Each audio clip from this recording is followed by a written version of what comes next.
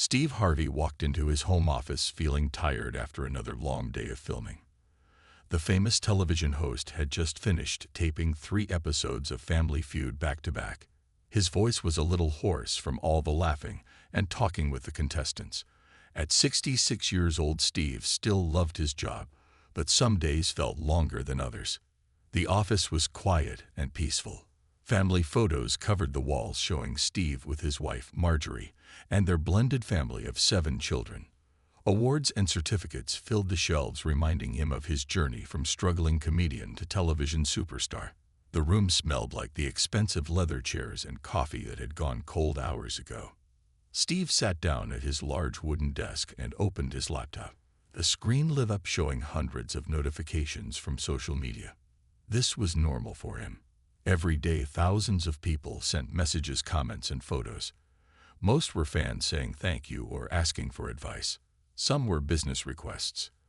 Others were just people wanting to say hello to their favorite TV host. He started scrolling through Facebook first. Message after message appeared on his screen. A woman from Texas thanking him for making her laugh during hard times. A young man from Chicago asking for career advice. A family photo from fans in Detroit who watched Family Feud every night together. Steve smiled reading each one but felt a familiar emptiness growing in his chest. Lately, Steve had been asking himself deep questions. Did his work really matter beyond making people laugh for 30 minutes? Was he using his platform the right way? Was there something bigger he should be doing with his life? These thoughts visited him more often as he got older, especially during quiet moments like this. As he continued scrolling, a message request caught his attention. The profile picture showed a young black man in military uniform. The person looked serious but kind. The name read Ibrahim Traore, and it said he was writing from Burkina Faso. Steve had heard of the African country, but did not know much about it. Most message requests from unknown people were either spam or fans wanting something. Steve usually had his team handle these messages, but something about this particular photo made him stop. The young man had the same determined look Steve remembered seeing in his own mirror during his struggling years. The eyes seemed to hold stories of hardship and hope. Steve clicked on the message request. His cursor hovered over the open button for a moment. He had learned to be careful about unknown messages. Some people pretended to be someone they were not. Others wanted money or favors. A few were just trying to waste his time with fake stories. But tonight felt different. Maybe it was because he had been thinking about his purpose so much lately. Maybe it was because the young man in the photo reminded him of his younger self. Or maybe it was just curiosity about what someone from Burkina Faso could want to tell him. The message was longer than most. It was not just a few sentences asking for money or a quick hello. This person had taken time to write something meaningful. Steve could see that even without opening it fully. The preview showed formal language and respectful words. Steve looked around his quiet office one more time. Through the window, he could see the lights of Atlanta twinkling in the distance. Somewhere out there, millions of people were living their lives, facing their own challenges and dreams. And somewhere in Africa, a young man had taken time to reach out to him. He took a deep breath and clicked open.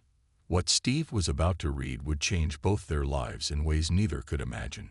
Sometimes, the most important moments begin with the smallest actions.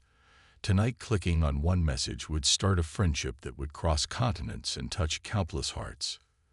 The message began to load on his screen, and Steve leaned forward to read the words that would soon move him to tears. Steve Harvey began reading the message, and his eyebrows raised in surprise. The words were written in perfect English with a respectful tone that immediately caught his attention.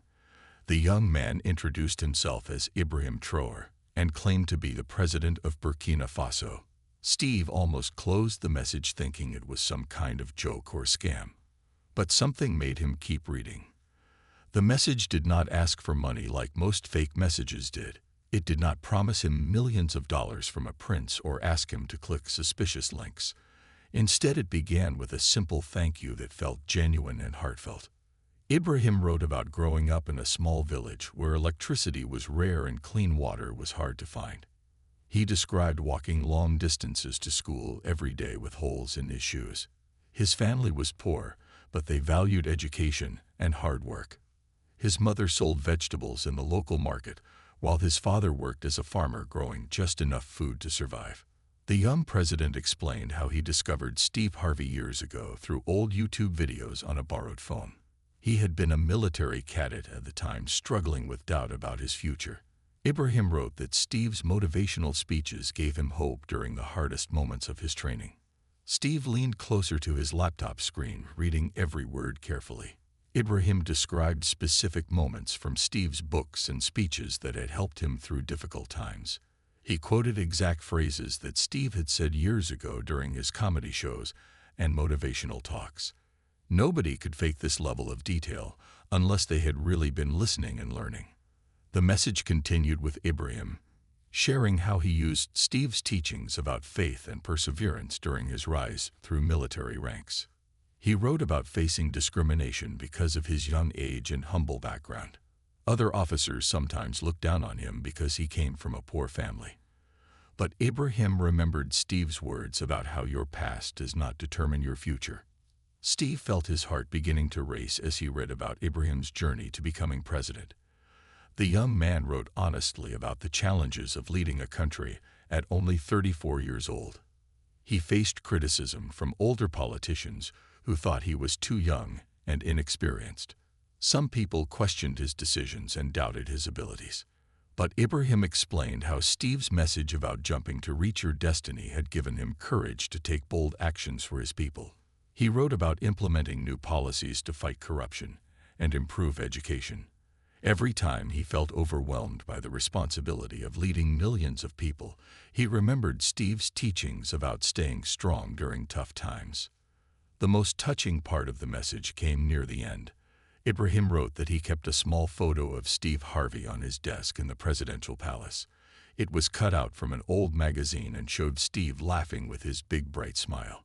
Ibrahim explained that looking at the photo reminded him that success was possible no matter where you started in life. Steve felt tears forming in his eyes as he read the final paragraphs. Ibrahim was not asking for anything except to say thank you. He wanted Steve to know that his words had traveled across the ocean to inspire someone who was now trying to help his entire nation. The message ended with a blessing for Steve and his family written in both English and French. Sitting in his comfortable office surrounded by all his achievements, Steve suddenly felt small and humble. Here was a young man leading an entire country who had taken time to thank him for something Steve had almost forgotten saying. The message was like a mirror showing Steve the real impact his words could have on people he would never meet. He read the message 3 more times, making sure it was real. Steve Harvey could not stop thinking about Ibrahim's message. The next morning he woke up earlier than usual and went straight to his computer. He wanted to learn more about Burkina Faso and this young president who had written to him. Steve opened Google and began searching for information about the country he knew so little about. The first thing Steve discovered was that Burkina Faso was a small landlocked country in West Africa. It was surrounded by 6 other nations and had no access to the ocean. The population was about 22 million people, but most lived in rural villages without modern conveniences. Steve looked at photos of dusty roads, red clay houses, and children playing with handmade toys. As he read more, Steve began to understand the challenges Ibrahim faced as a leader. Burkina Faso was one of the poorest countries in the world. Many families survived on less than $2 per day. Children often worked instead of going to school because their families needed money for food. Clean water was scarce, and many people walked miles every day just to fill containers with water that might not even be safe to drink. Steve found news articles about Ibrahim Traore becoming president through a military coup in September 2022. At 34 years old, he became the youngest sitting president in the world. The articles explained that Ibrahim and other young military officers had taken control because they were frustrated with corruption and the previous government's failure to protect people from terrorist attacks. Reading about the terrorism broke Steve's heart. Groups of armed men regularly attacked villages, killing innocent people and destroying homes. Schools were forced to close because teachers and students were afraid. Farmers could not work their fields safely, which made the food shortage even worse. Steve could barely imagine living with such constant fear and danger. But Ibrahim was fighting back against these problems. Steve read about new policies the young president had implemented. Ibrahim was working to improve the military's ability to protect citizens. He started programs to help farmers get better seeds and tools. New schools were being built in safer areas and teachers were being trained to help children who had missed years of education. Steve found a video of Ibrahim giving a speech to university students in the capital city, Ouagadougou. Even though the speech was in French, Steve could see the passion and determination in the young president's eyes. Ibrahim spoke with his hands, moving expressively, just like Steve did when he was motivating an audience.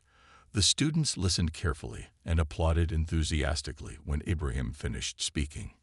In another video, Ibrahim was visiting a rural village talking with farmers about their crops. He sat on the ground with elderly men listening to their concerns about drought and poor harvests. Steve noticed how Ibrahim treated everyone with respect, regardless of their age or social status.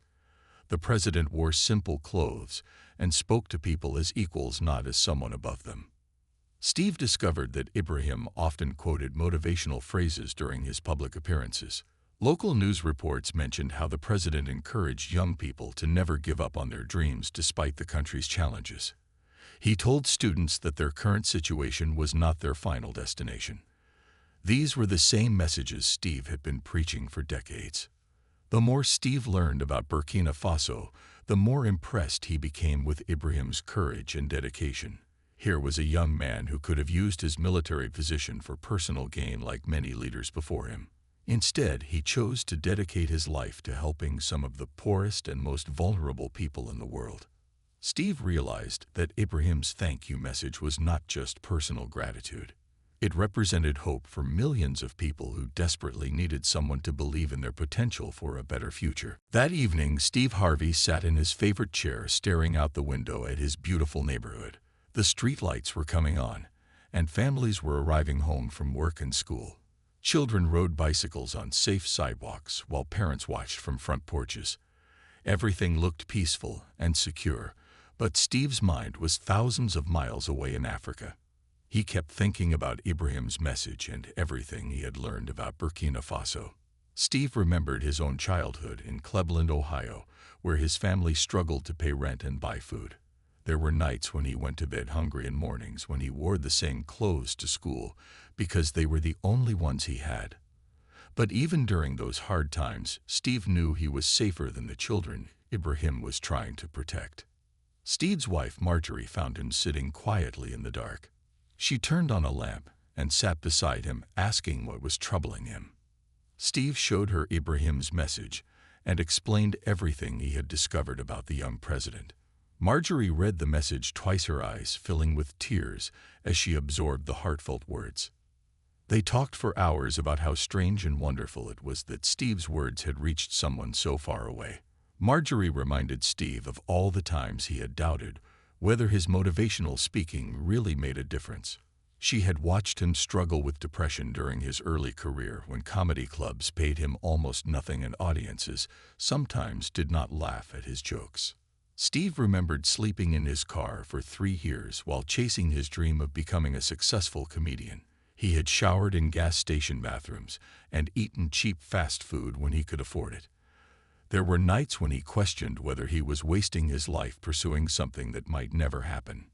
During those dark moments, Steve had prayed for a sign that his struggles had meaning. Now, 30 years later, that sign had come in the form of a message from a young African president.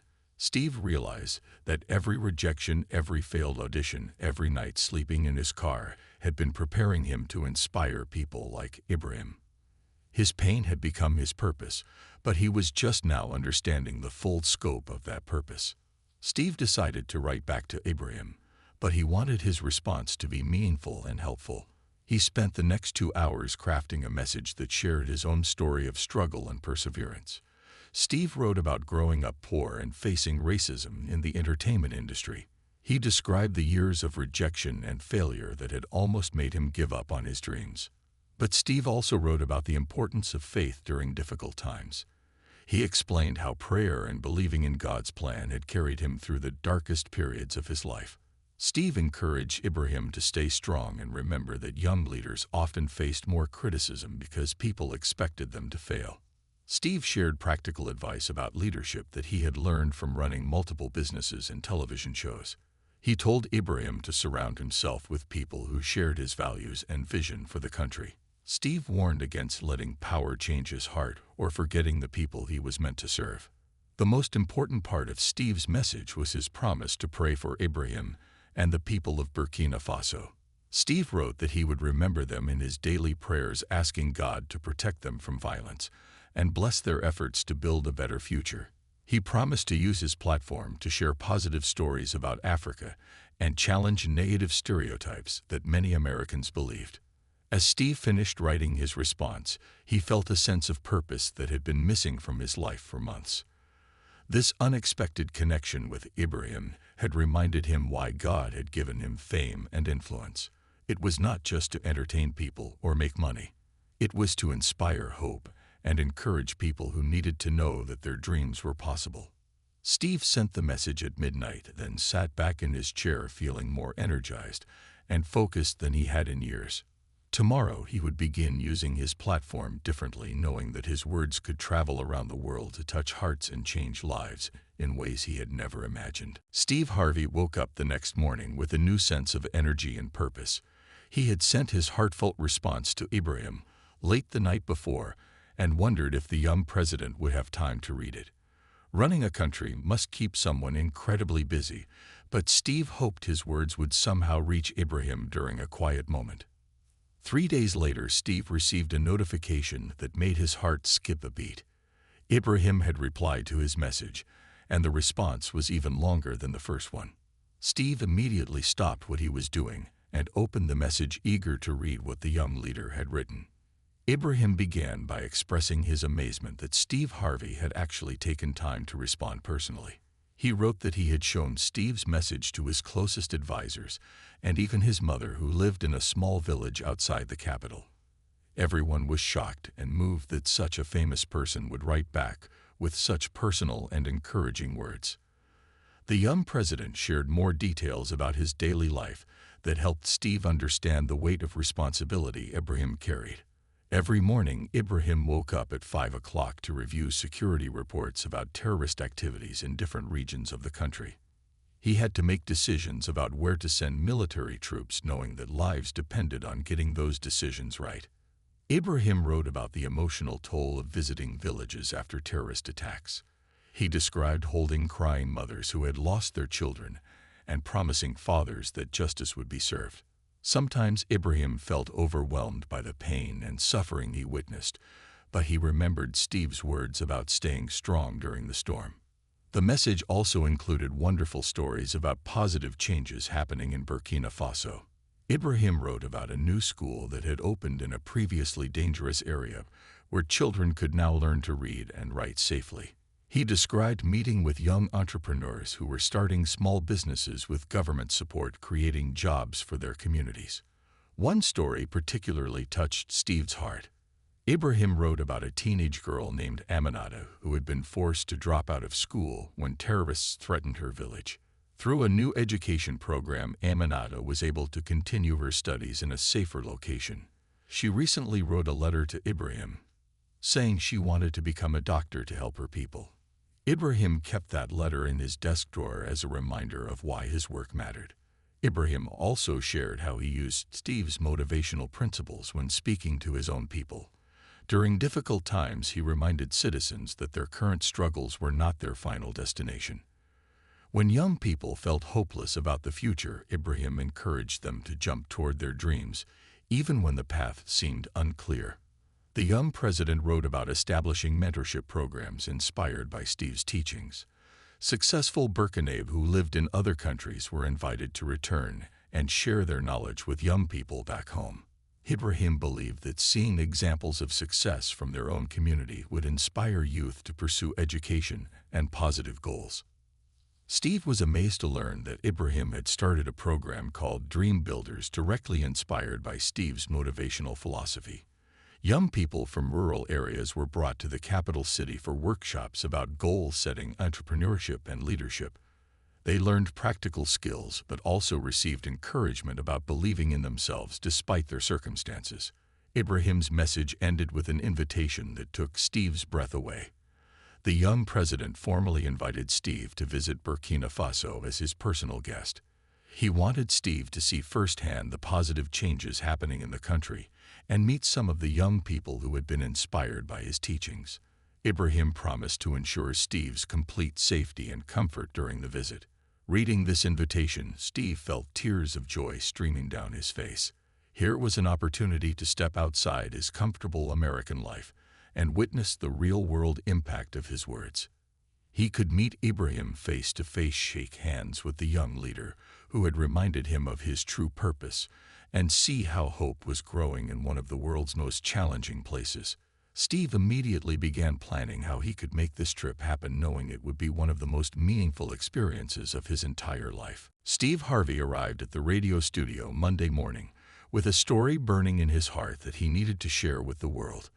The Steve Harvey Morning Show reached millions of listeners across America every day, and Steve knew this was the perfect platform to tell people about his amazing correspondence with Ibrahim Traore.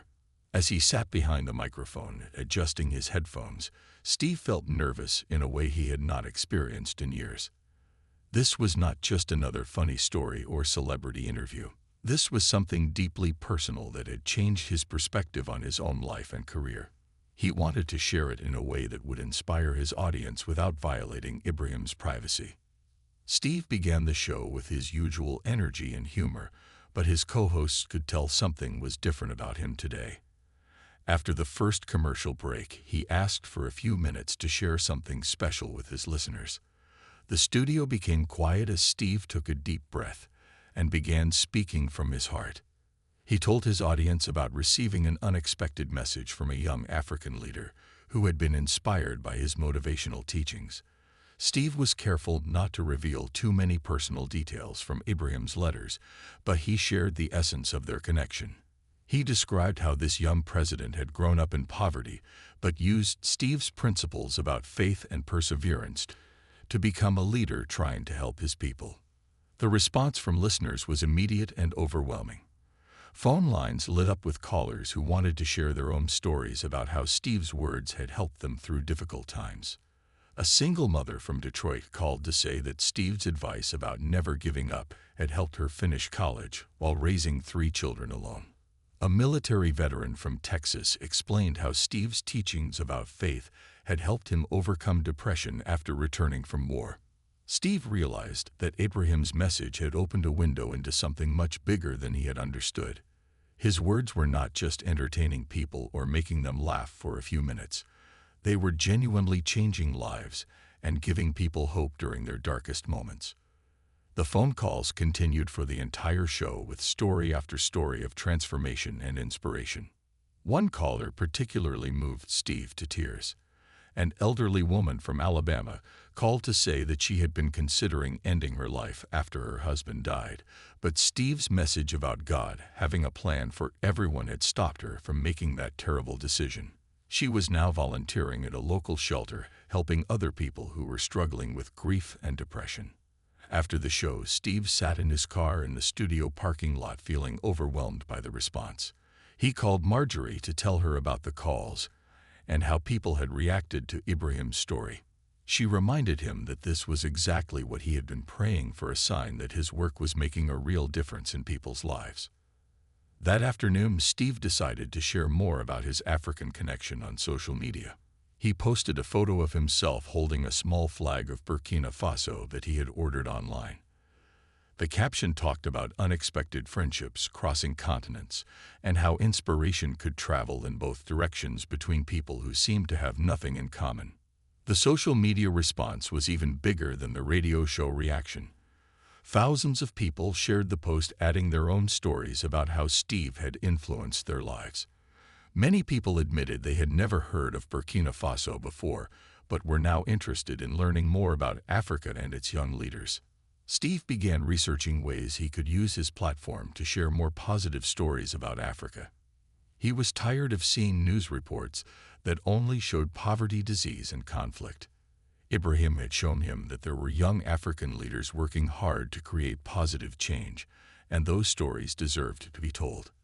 He reached out to his television producers about featuring African success stories on his shows.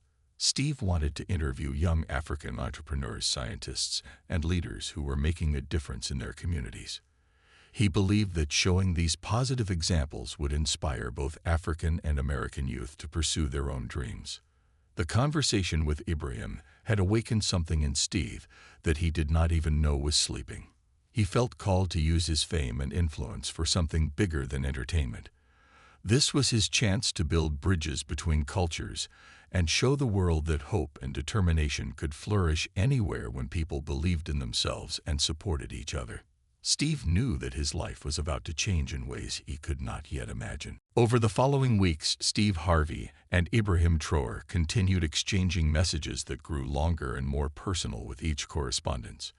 What had started as a simple thank you note had blossomed into a genuine friendship between two men from completely different worlds who discovered they shared similar values and dreams for making their communities better.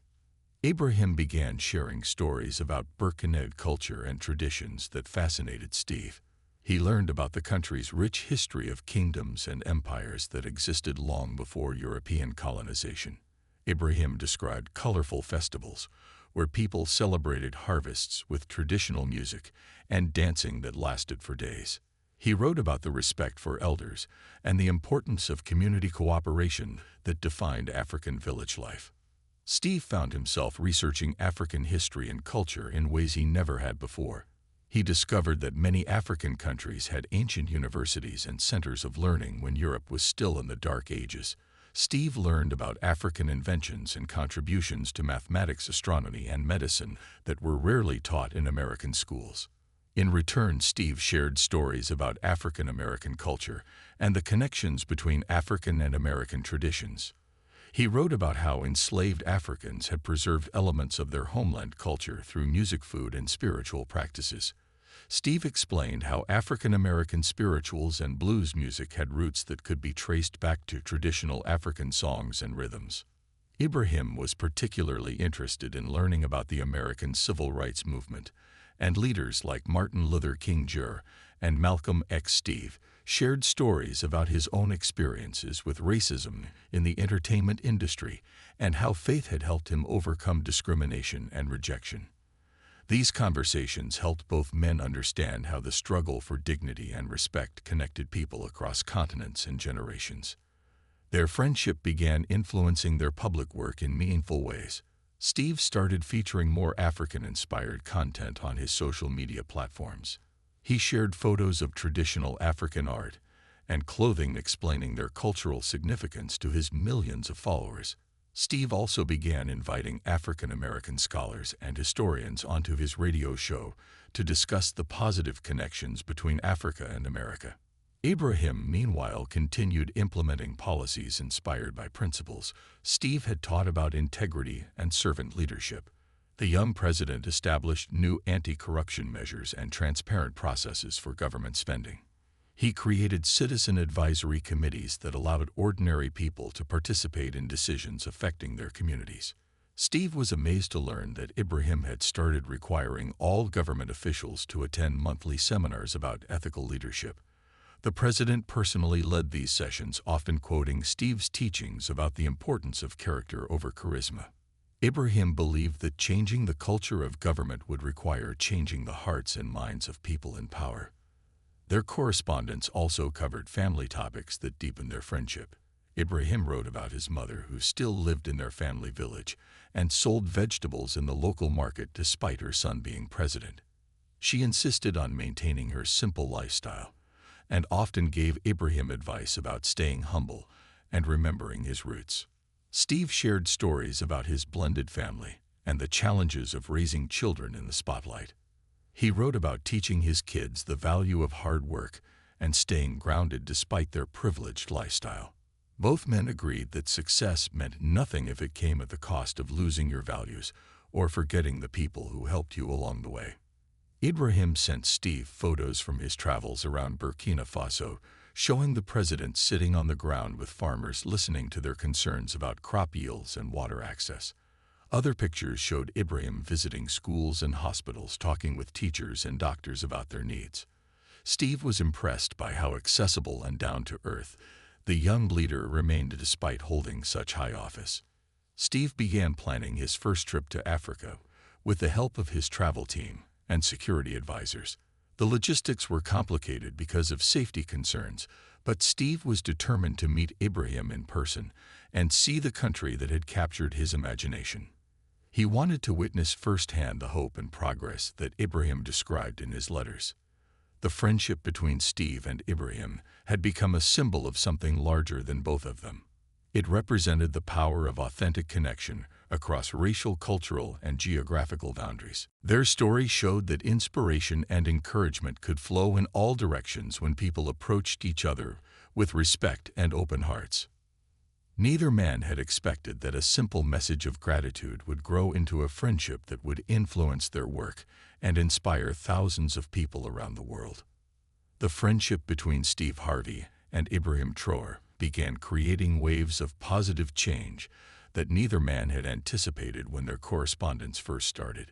Steve's African-American audience became increasingly interested in connecting with their African heritage, while young Africans found new inspiration in Steve's journey from poverty to prosperity.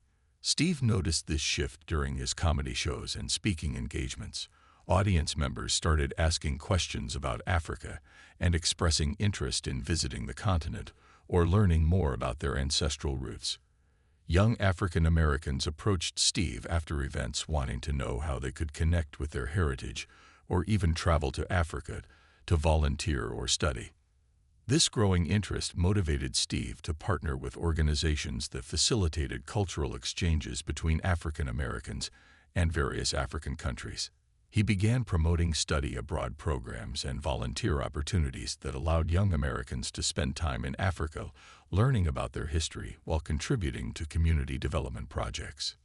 Meanwhile, in Burkina Faso, Ibrahim was implementing programs directly inspired by his conversations with Steve about youth development and motivation. The president launched an initiative called Dream Builders that brought young people from rural villages to the capital city for intensive workshops about goal-setting, entrepreneurship, and leadership skills. The Dream Builders program became incredibly popular with young Burkinabés who had previously felt forgotten by their government. Participants learned practical skills like basic computer literacy, financial planning, and public speaking. But more importantly, they received encouragement about believing in their potential despite the challenging circumstances they faced. Ibrahim personally attended many Dream Builders sessions, sharing his own story of rising from humble beginnings to national leadership. He often quoted Steve Harvey's teachings about jumping toward your destiny and never allowing your current situation to define your future possibilities. The young people responded enthusiastically to these messages, and many began pursuing education and business opportunities they had never considered before. Steve was deeply moved when Ibrahim sent him video messages from Dream Builders participants, thanking him for the inspiration that had led to the program's creation. Young people spoke directly to the camera in broken English, expressing gratitude for Steve's teachings about perseverance and faith. Many held up photos of Steve or signs with his motivational quotes translated into local languages. One video particularly touched Steve's heart. A teenage girl named Fatoumata explained how the Dream Builders program had encouraged her to return to school after dropping out to help her family with farming. She was now studying to become a teacher, so she could help other children in her village get an education. Fatoumata ended her message by saying that Steve Harvey was like a grandfather to young people across Africa, even though most would never meet him in person. The ripple effects continued expanding in unexpected directions. Steve's foundation began receiving requests from African organizations seeking partnerships for educational projects. American churches and community groups that listened to Steve's radio show started organizing fundraising drives to support schools and clinics in Burkina Faso and other African countries. Ibrahim reported that applications to Burkinabé universities increased significantly after the Dream Builders program launched. Young people who had previously seen no path forward beyond subsistence farming or informal trade were now pursuing higher education and professional careers. The president attributed this shift to the hope and confidence that Steve's motivational principles had instilled in an entire generation. Steve decided to create a scholarship fund specifically for African students who wanted to study in America. He partnered with several historically black colleges and universities to provide full scholarships, including travel expenses for exceptional students from Burkina Faso and other African countries. Steve believed that education was the most powerful tool for breaking cycles of poverty and creating positive change. The first group of scholarship recipients arrived in America 6 months after Steve and Ibrahim's correspondence began. Steve personally met them at the airport and hosted a welcome dinner where he shared his own story of struggle and perseverance. The students were amazed to meet their hero in person and promised to work hard to make both Steve and Ibrahim proud. These young African scholars became ambassadors for their continent, sharing positive stories about Africa with their American classmates and professors. They challenged stereotypes and misconceptions while building bridges between African and American communities. Many plan to return home after graduation to contribute their new knowledge and skills to their country's development. Ibrahim established a reverse program bringing successful African Americans to Burkina Faso to mentor young Burkinabé entrepreneurs and professionals. These visitors shared practical business knowledge while learning about African culture and traditions. The exchanges created lasting partnerships between American and African organizations working on similar community development goals. Steve realized that his friendship with Ibrahim had unleashed forces of positive change that were now beyond either man's individual control. Their simple connection had inspired thousands of people to dream bigger, work harder, and believe that geographic and cultural differences did not have to be barriers to mutual understanding and support. The impact was spreading far beyond what one television host and one African president could have imagined when they first began exchanging heartfelt messages across continents. 1 year after receiving Ibrahim's first message, Steve Harvey finally stepped off an airplane at Ouagadougou International Airport in Burkina Faso. The hot African sun hit his face as he walked down the airplane steps, feeling nervous and excited about meeting his pen pal friend in person for the very first time. Security guards surrounded Steve, but he could see crowds of people waiting behind barriers holding signs with his name and photos. Ibrahim Traore was waiting at the bottom of the airplane steps wearing traditional African clothing and a huge smile. The two men embraced like old friends, even though this was their first face-to-face meeting. Steve was struck by how young Ibrahim looked in person and how genuine his warmth and enthusiasm seemed. The young president's eyes held the same determination Steve had noticed in his first message photo. During his week-long visit, Steve experienced Burkina Faso through Ibrahim's eyes, seeing both the challenges and the incredible hope that defined the country. They visited rural villages where children performed traditional dances to welcome their American guest. Steve sat with elderly storytellers who shared ancient wisdom through parables and folk tales that reminded him of lessons his own grandmother had taught him decades ago. The most emotional moment came when Steve visited a Dream Builders program session and met young people who credited his teachings with changing their lives. A young man named Musa stood up to thank Steve for teaching him that his past did not determine his future. Musa had been living on the streets, selling small items to survive when he heard about Dream Builders. Now he was studying computer programming and planned to start a technology company that would create jobs for other young people. Steve also met Fatoumata, the teenage girl whose video message had touched his heart months earlier. She was now in her final year of teacher training and spoke confidently about her plans to return to her village and start a school for girls who had been denied education opportunities. Fatoumata presented Steve with a handmade gift created by women in her village and told him that he would always be remembered as the grandfather who believed in African youth. Throughout the visit, Ibrahim showed Steve the practical results of their friendship. New schools were operating in previously dangerous areas where children could learn safely. Anti-corruption measures had recovered millions of dollars that were now being invested in healthcare and infrastructure projects. Young entrepreneurs were starting businesses with government support, creating jobs and hope in communities that had known only struggle. But Steve also saw the ongoing challenges that Ibrahim faced every day. They visited hospitals that needed more equipment and medicine. They drove through areas where roads were barely passable, making it difficult for farmers to transport their crops to markets. Steve witnessed the constant security concerns that required military escorts wherever the president traveled. On his final evening in Burkina Faso, Steve and Ibrahim sat together watching the sunset over Ouagadougou. They reflected on how much their lives had changed since that first message and how their friendship had inspired positive changes neither could have imagined. Ibrahim thanked Steve for giving him courage during difficult moments when leading seemed overwhelming. Steve thanked Ibrahim for reminding him of his true purpose and showing him that his words could make a real difference in the world. Steve returned to America with a new mission and renewed energy for his work. He established the Harvey Traore Foundation, focused on supporting education and youth development programs in Africa. The foundation provided scholarships, mentorship programs, and startup funding for young African entrepreneurs. Steve committed to visiting Africa regularly and using his platform to share positive stories about the continent's potential. Ibrahim continued implementing policies inspired by their conversations about servant leadership and integrity. He established term limits for his own presidency, demonstrating that power should serve the people rather than personal ambition. The Dream Builders program expanded to every region of Burkina Faso and became a model that other African countries began adopting. Their correspondence continued but now included regular video calls, where they could see each other's faces and share immediate reactions to news and developments.